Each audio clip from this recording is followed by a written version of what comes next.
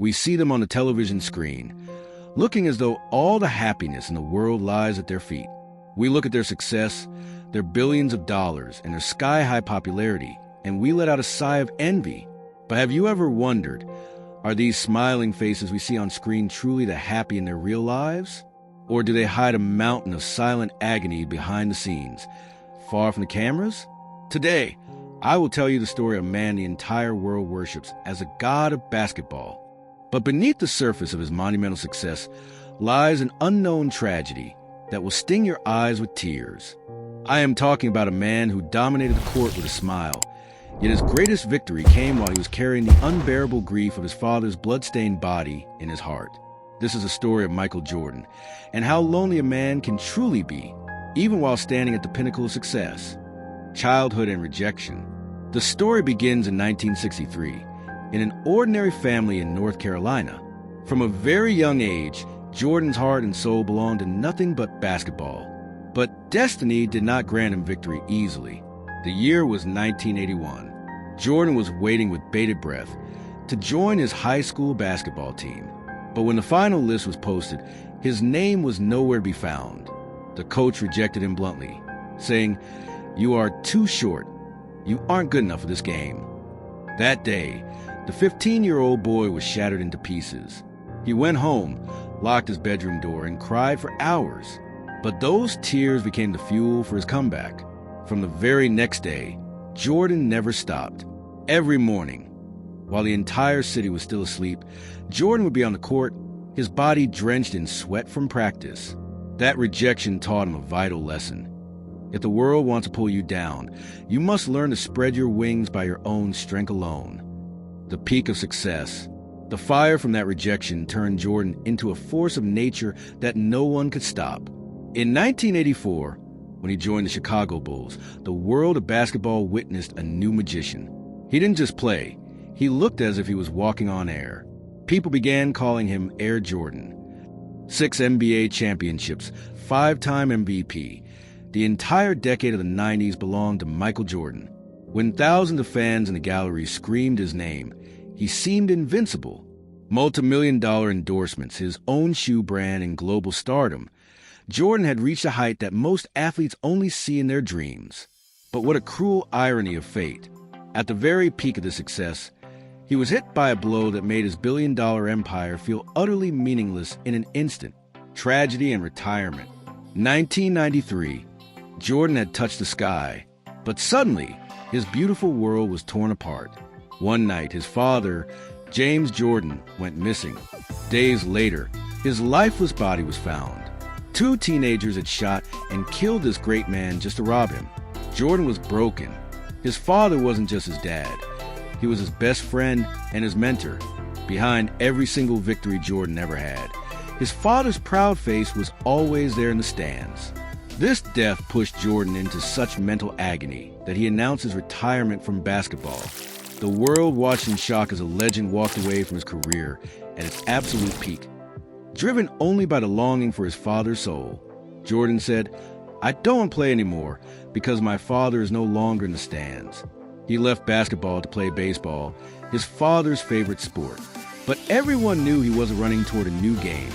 He was trying to run away from his painful memories, the return and the tears. But the story couldn't end there. To honor his father's legacy, he returned to the court. The day was Father's Day, 1996. A day no one will ever forget. Jordan won the championship, but instead of a typical celebration, he was found lying on the locker room floor, sobbing uncontrollably. There was no joy in those tears. There was only a mountain of heartache for his father. It was as if he was saying over and over, "Dad, look, I've won for you again." Mentorship. In 1995, a tiny fax message shook the entire world. It contained only 2 words, "I'm back." When Jordan stepped back onto the court in that iconic red Chicago Bulls jersey, it felt as though basketball had regained its soul. He didn't just return. He led his team to 3 consecutive championships, proving that the deeper the wound, the more royal the comeback. But this time, Jordan wasn't that same arrogant youth. He had become a calm, sharp mentor. He realized he had to pass the torch of his experience to someone else. That is where he formed a spiritual bond with the next superstar, Kobe Bryant. Kobe respected him like an older brother, and Jordan taught him the Mamba mentality. In 2020, when Jordan wept at Kobe's untimely death, the world saw how emotional this man truly was. He said, "When Kobe died, a piece of me died as well." Jordan didn't just play for himself. He became a lighthouse for the next generation, teaching them how to fight without ever giving up. Current life and philanthropy. Now, in 2026, at the age of 62, Michael Jordan is not just a former player. He is one of the most successful business tycoons on earth. He is the owner of a massive empire worth nearly $3 billion. His life today is like something out of a fairy tale. In Florida, he owns a 33,000 square foot royal palace with a private basketball court and a massive golf course. His garage is filled with the world's most expensive cars, from Ferraris to custom hypercars. Even his private jet has his iconic Jumpman logo engraved on it. But despite all this glamour, Jordan is now much more private. He no longer craves the roar of the crowd. He prefers catching fish on his luxury yacht in the middle of the blue ocean. Even after gaining so much, he hasn't forgotten his roots. From healthcare for poor children in Africa to building clinics for the helpless in America, Jordan is now donating millions.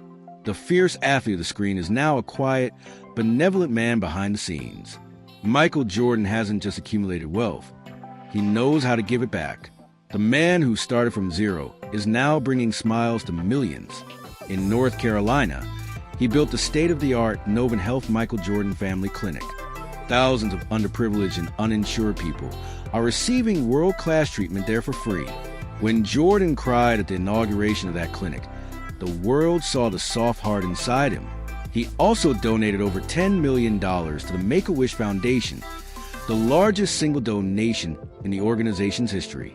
He pledged $100 million toward the fight for social equality. Jordan believes the success isn't just his. It's an opportunity to pay back his debt to society. On the court, he was an invincible player. Off the court, he is a hero of humanity. His philanthropy teaches us that even at the peak of success, one can remain close to the earth. Family in conclusion, after all the fame and sky-high success, at the end of the day, Jordan's greatest strength is his family. After the ups and downs of his early life, he has found a peaceful life with his wife, Yvette Prieto.